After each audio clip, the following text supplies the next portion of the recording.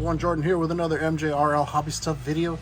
Today I'm showing you guys my entry for the Zaku Aurelius USA Gundam Store contest, the Old to Gold. So the rules for this contest is that the model kit release date has to be from 1996 or older. And this right here, guys, is the RX-78 Granddaddy Gundam MG 1.0. That's right, the very first model kit to ever carry the MG logo. There he is on the front cover in all of his 3D rendered glory. And right there, you have the date 1995. Let's check it out. Oh, yes. The classic. This is where it all began. MGs that had this really cool, fully painted and detailed up version of the kit.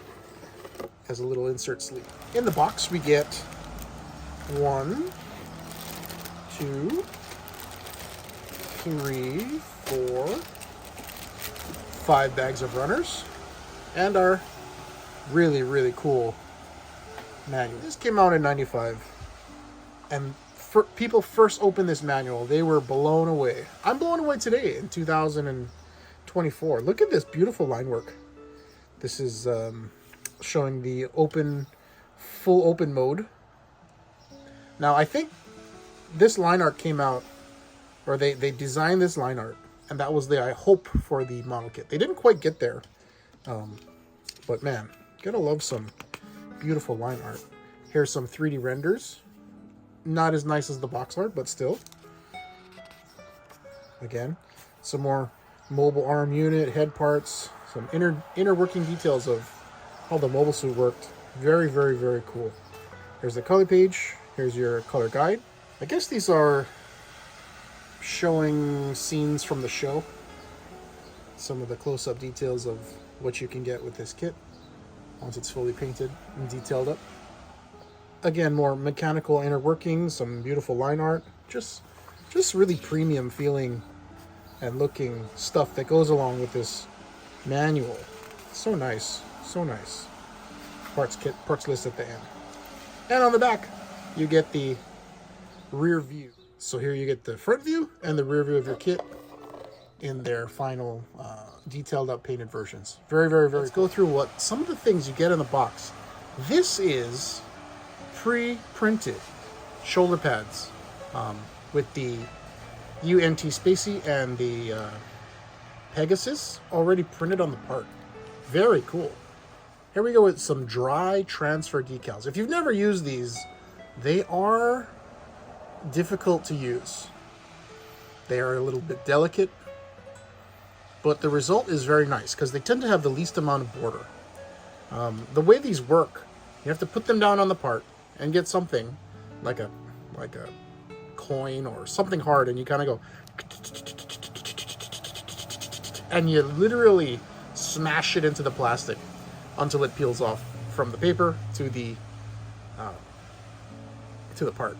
Also, these little gray things are little mesh covers that go behind the chest vents. Apparently you never see them, but they're in there. It's kind of cool. Next up, we've got a couple of regular style sticker sheets. These ones are okay, I guess. These ones are supposed to be for some kind of geometry of the unit. I'm not quite sure yet. I'll explain it when I'm done building it. And finally, there's this really crazy metallic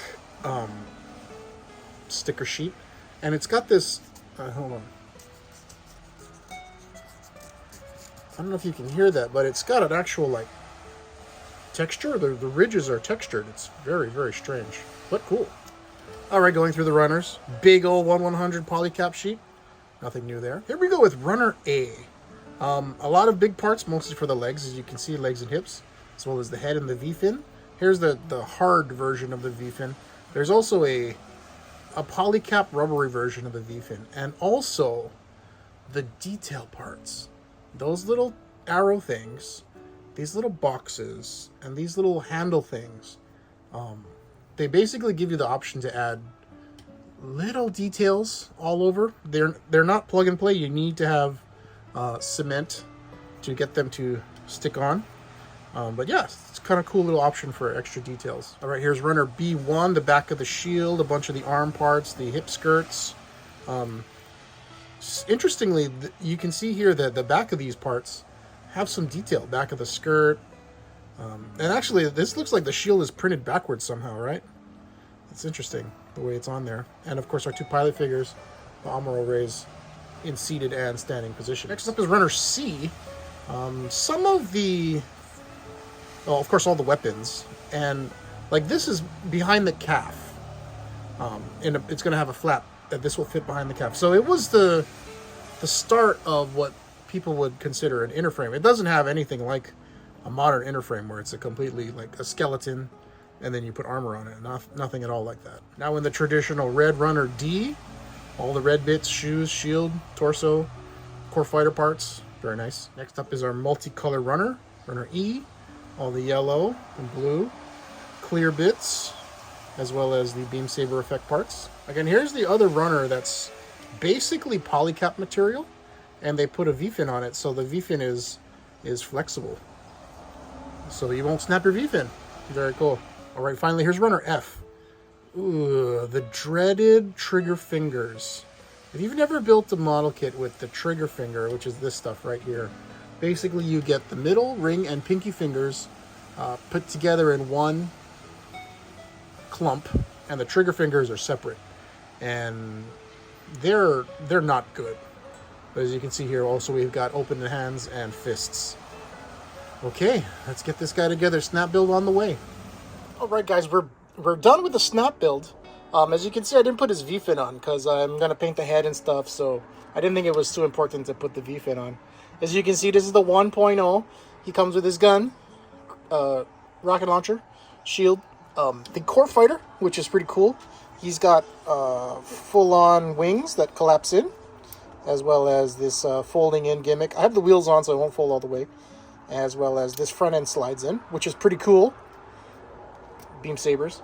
Okay, and then it's got 3 sets of hands, open, neutral hands, these closed fists, and these trigger fingers.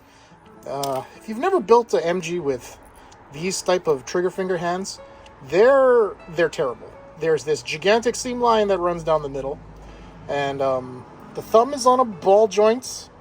It's on a ball joint, and it's weak. And then the 3 fingers are connected, and the single finger is separate.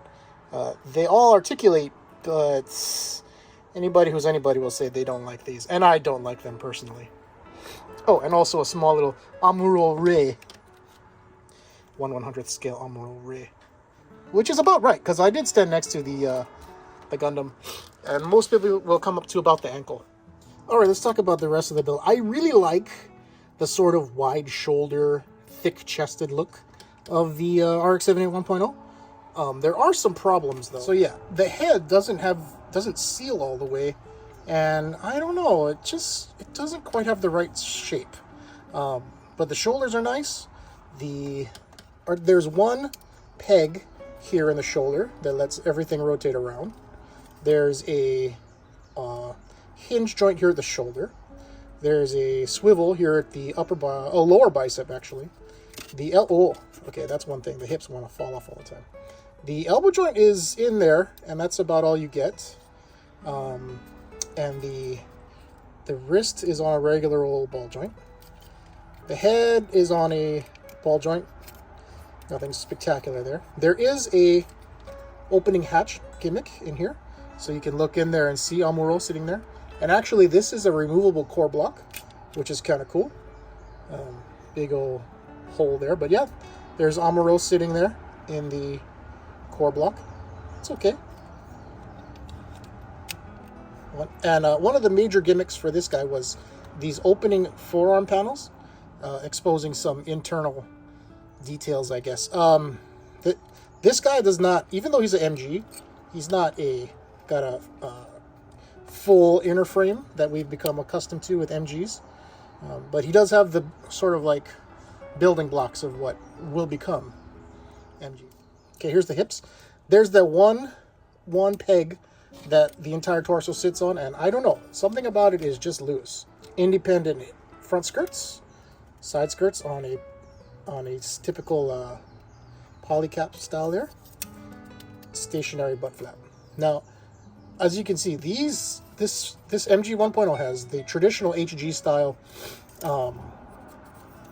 seam lines here, where they just run through the middle of everything. It's pretty brutal, and it's going to take some work to take those out. The knee bend is very meh. It's a double polycap style, so there's a polycap in here and there's a polycap in here with the connector piece. Yeah, not great. And then the hip is on the old school polycap ball joint, so you don't get much of anything with that guy.